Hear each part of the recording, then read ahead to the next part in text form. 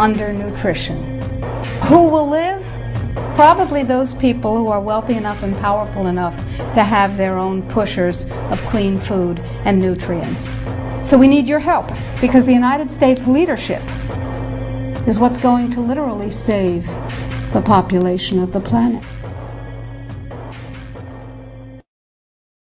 The UN has put out dozens of public documents where they're calling for an 80% world population reduction.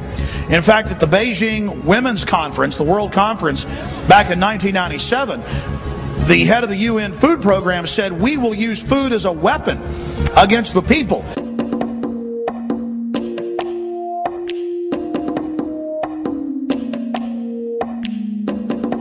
66% of the United States residents' public water is fluoridated. It is known to have tremendous effects on bone cancer, joint problems, bone weakness, lowered estrogen and testosterone levels, and dental fluorosis, which is yellowing of the teeth and pitting in the enamel. Wouldn't it make more sense to enhance public water with vitamins which are meant to be ingested to promote overall health, rather than putting such a toxic chemical in our water with a bogus explanation that it will improve our dental health? We now know that fluoride causes more dental problems than it solves. Something doesn't seem right about this.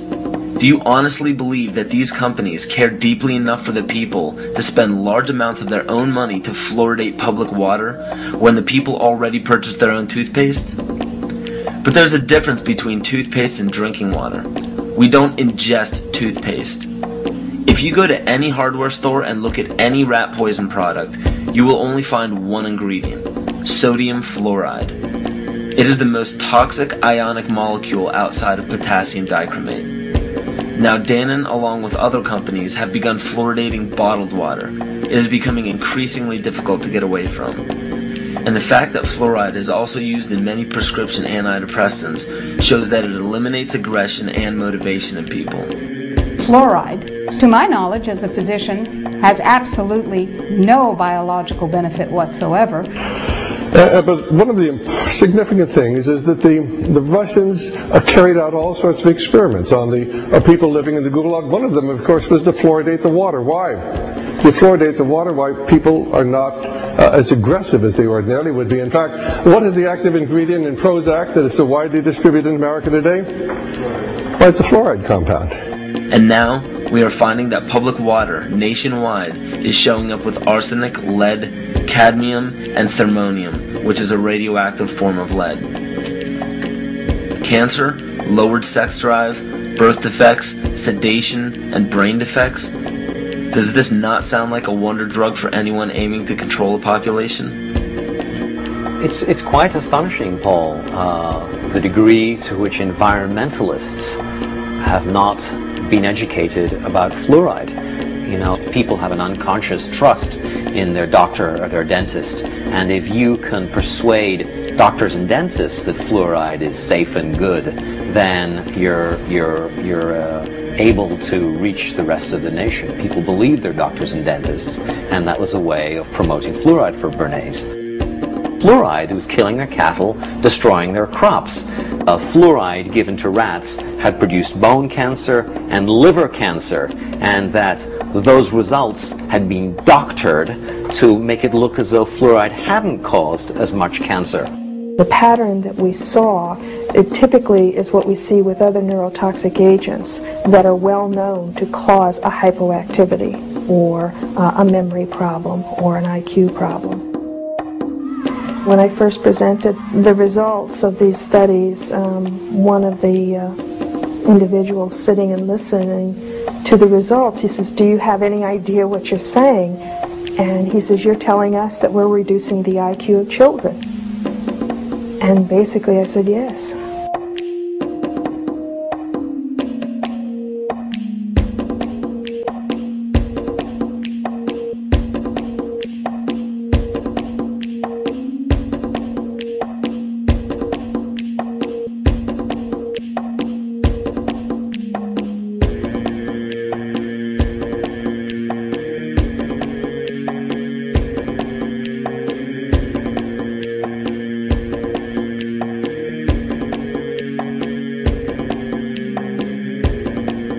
Aspartame. the artificial sweetener found in almost every low-sugar or sugar-free product on the market. First of all, aspartame is made up of three things: methanol, which of course is what produces blindness, aspartic acid, and phenylalanine. These are all poisons. Aspartic acid, of course, produces brain lesions. This was known back in the early 1970s. Methanol produces blindness. Phenylalanine is what you see in the brain, and in high dosage it produces trauma. We're not making this all up. The FDA did publish back in, I think it was the 80s, they did publish the 92 potential side effects of aspartame. And they do, these side effects are quite, are extremely serious. Things like dizziness, problems with balance, abdominal pain and cramps, changes in vision, seizures and convulsions, etc., etc. So the nervous system seems to be one of the areas that's most affected. So we see people have difficulty thinking. They feel like they're walking around in a cloud or a fog. Yet despite all of these harmful effects, Donald Rumsfeld pushed it out into the stores in over 5,000 products when he was CEO of Searly, the company that manufactured aspartame.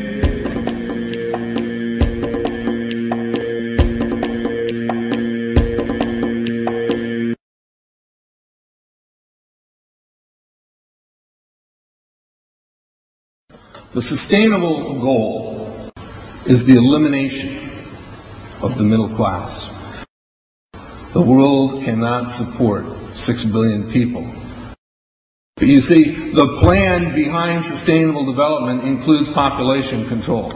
It's a program for land use control, education control, and population control. The leaders of the sustainable movement say that the world's human population should not exceed 500 million people. That's a 93% reduction of today's population levels.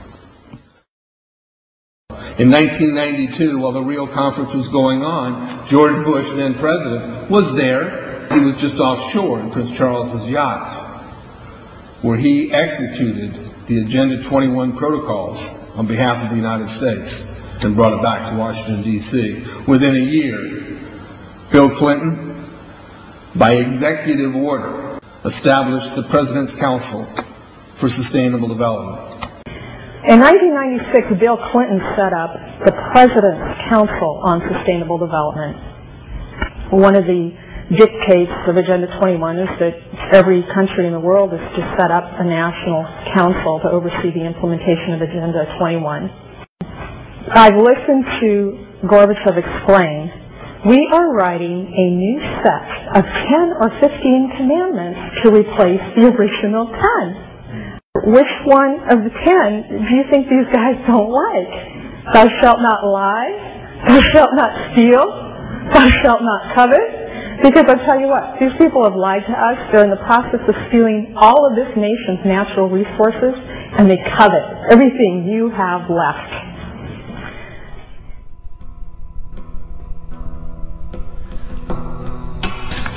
To explain the map, the red are areas that are to be off limits to human beings. If you live there, you won't. The yellow areas are the areas for major control of all human activity. If you live there, you won't. The black dots are the smart growth zones. That's where human beings are to be stacked and packed in small living units along rail tracks. The Smart Growth Program ultimately has jobs assigned and children cared for by the state.